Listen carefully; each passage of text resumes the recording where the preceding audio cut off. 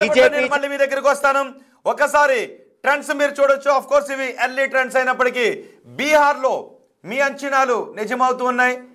బీహార్లో ఎక్కువ మంది ఎన్డీఏ కూటమి విజయాన్ని సాధిస్తుందని కామెంట్ చేస్తూ ఉన్నారు.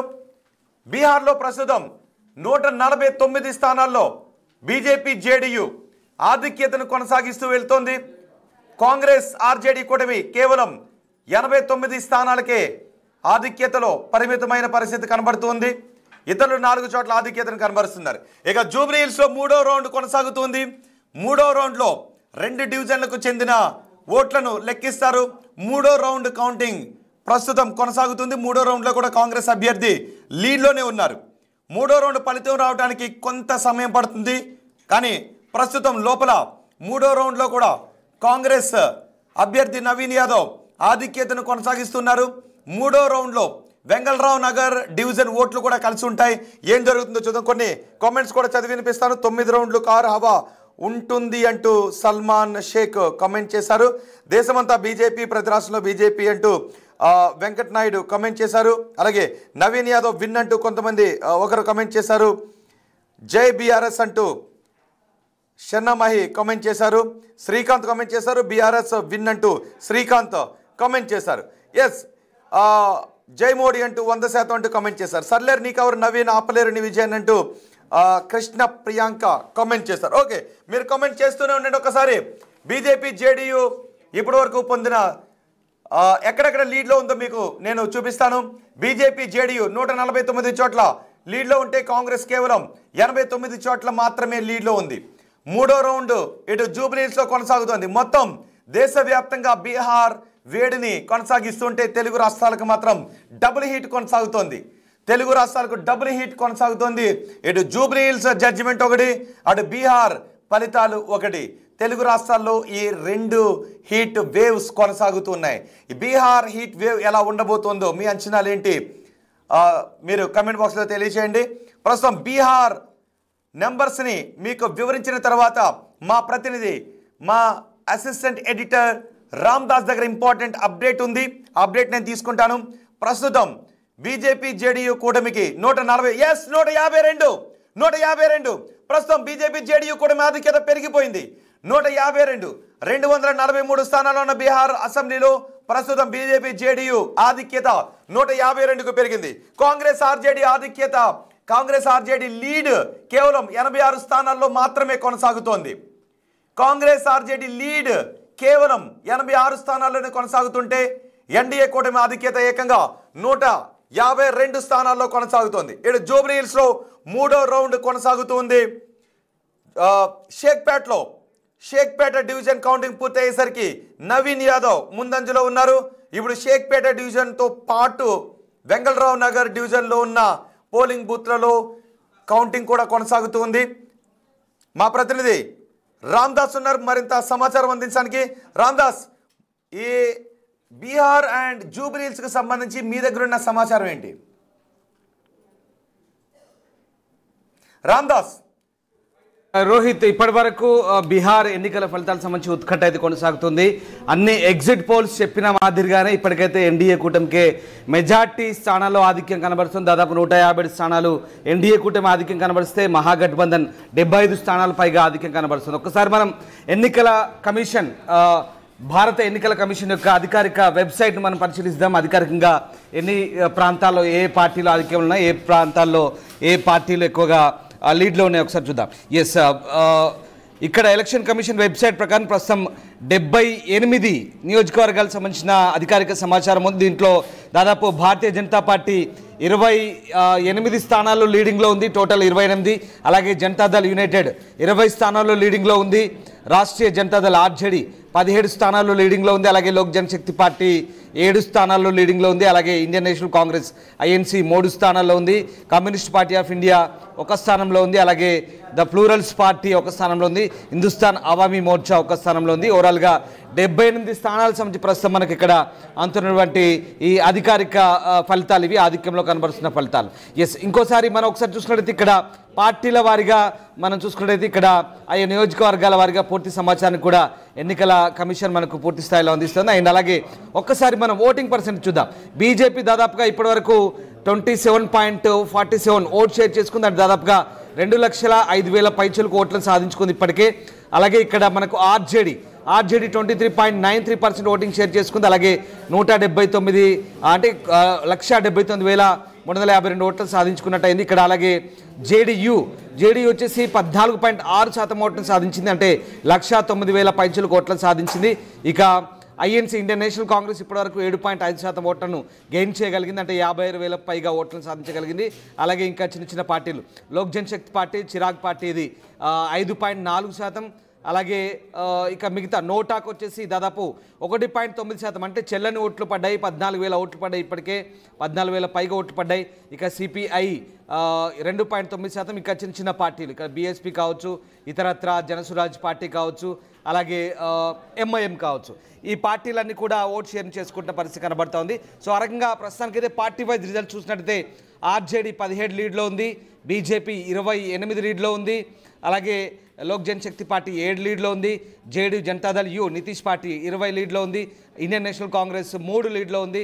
ఈ రకంగా మనకు సిపిఐ 1, అలాగే రైట్ ఇక మిగతా పార్టీలు ఇక్కడ ఈ రకంగా మనకు కనబడుతూ ఉన్నాయి. Very clear. ఇక్కడ బీహార్లో ప్రధానంగా మహిళా ఓటర్లు చాలా కీలకంగా భావిస్తున్నారు. ఎందుకంటే మహిళా ఓటర్లకు సంబంధించి నితీష్ కుమార్ ప్రభుత్వం గత దశాబ్ద కాలంగా అమలు చేస్తున్న విధానాలు ఇక్కడ చాలా కీలకంగా మనకు మారినాయని చెప్పొచ్చు. ఎందుకంటే మరీ ముఖ్యంగా మహిళా ఓటర్లు ఇక్కడ వాళ్ళకు సంబంధించినటువంటి కొన్ని స్కీమ్స్ ఏవైతే ఉన్నాయో మద్యపాన నిషేధం ప్రముఖంగా ఇక్కడ ప్రధాన పాత్ర వహించింది. అలాగే సెల్ఫ్ హెల్ప్ గ్రూప్స్ సంబంధించి కొన్ని జీవికా స్కీమ్ అని పెట్టారు. జీవికా స్కీమ్లో దాదాపుగా చాలా జీరోతో స్టార్ట్ అయిన ఈ స్కీమ్స్ అన్నీ కూడా ఇవాళ ఇన్కమ్ ట్యాక్స్ కట్టే లెవెల్కి వచ్చాయి. అంటే దాదాపుగా ఈ ఎస్హెచ్జీస్ ఏవైతే డ్వాక్రా తరహా స్కీమ్స్ ఏవైతే ఉన్నాయో అక్కడ స్వయం సహాయక బృందాలన్నీ కూడా భారీ స్థాయిలో మంచి మహిళా సాధికారత సాధించుకున్నాయి. దీని మూలంగా బీహార్లో ఇప్పటికే మహిళా ఓటర్లంతా నితీష్ను ఇప్పటికి కూడా అభివృద్ధి చేసే నాయకుడిగానే నమ్ముతున్నారు.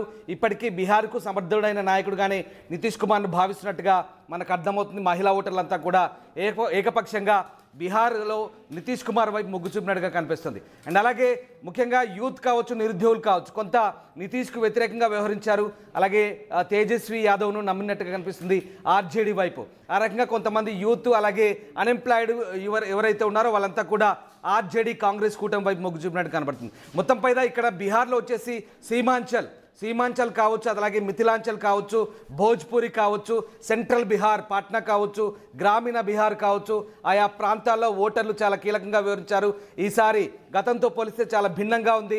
ఓటింగ్ పర్సెంట్ చాలా అధికంగా ఉంది. బీహార్కి వచ్చేసి మాత్రం దాదాపుగా 69 పైగా ఓటింగ్ శాతం నమోదైన పరిస్థితి. దీంట్లో ఎక్కువ శాతం ఓవరాల్గా చూసినట్టయితే 71% పైగా మహిళలు ఈసారి ఓటింగ్లో అధికంగా పాల్గొన్నారు.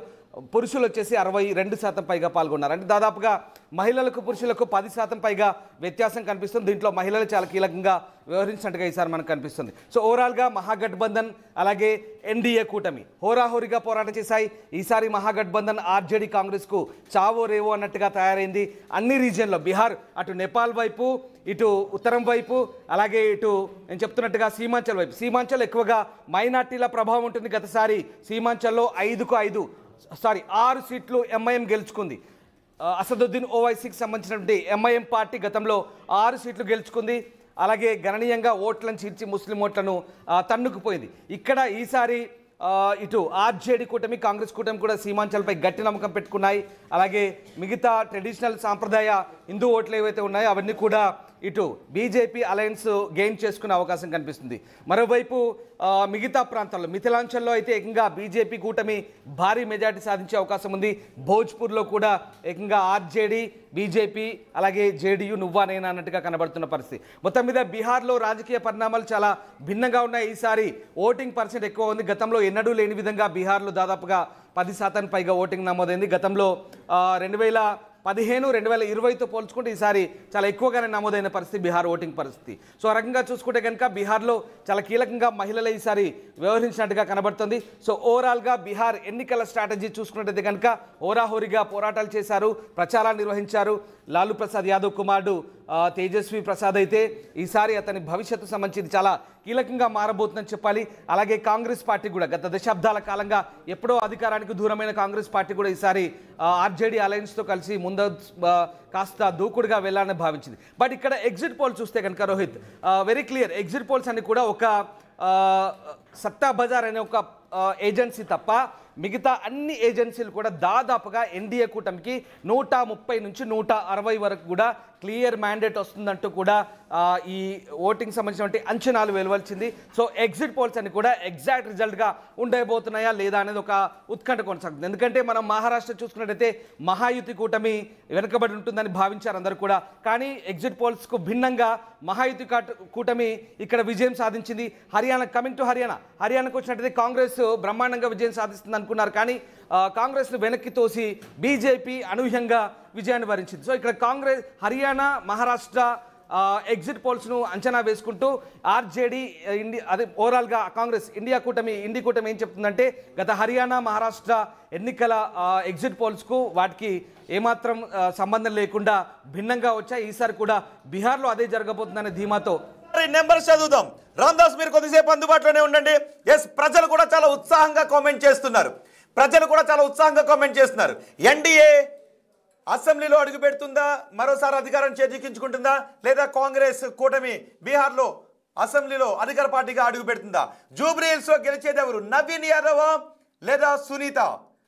మాగంటి సునీత, నవీన్ యాదవ్, కాంగ్రెసా బీఆర్ఎస్ఆ? ఎస్, ప్రజల్లో కూడా ఉత్కంఠ కనిపిస్తుంది. కొన్ని కామెంట్స్ చేస్తున్నారు. ఒక్కసారి నేను కొన్ని కామెంట్స్ చదివి ఆ తర్వాత నేను నెంబర్స్ వినిపిస్తాను. ఎస్, పోతుగంట అశోక్ కామెంట్ చేశారు నవీన్ యాదవ్ గెలుపు అని, ఎవరు ఆపలేరు అని, కాంగ్రెస్ అని.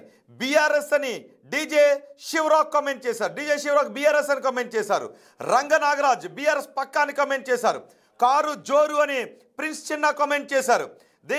బీఆర్ఎస్ అని డీజే శివ కామెంట్ చేస్తున్నారు. ఓకే, మీరు కామెంట్ చేయండి. గణేష్ కామెంట్ చేశారు. 5 నుంచి 6 రౌండ్స్ వచ్చాక తెలుస్తుంది బీఆర్ఎస్ అంటే ఏంటో అని గణేష్ కామెంట్ చేశారు. ఓకే, బీఆర్ఎస్ఆ కాంగ్రెసా? మీ కామెంట్స్ ఏంటి? మెజార్టీ ఎంత అనుకుంటున్నారు? 3వ రౌండ్ కంప్లీట్ అయ్యేసరికి మెజార్టీలో ఎంత మార్పు వస్తుందని తెలుగు రాష్ట్రాల ప్రజలుగా మీరు అనుకుంటున్నారు? మీ కామెంట్స్ చేయండి. ఓటింగ్లో కూడా పాల్గొండి. ఎస్, ఓటింగ్ అడిగాం. ఓటింగ్లో జూబ్లీ హిల్స్లో ఎవరు గెలుస్తారు అంటే కాంగ్రెస్ అని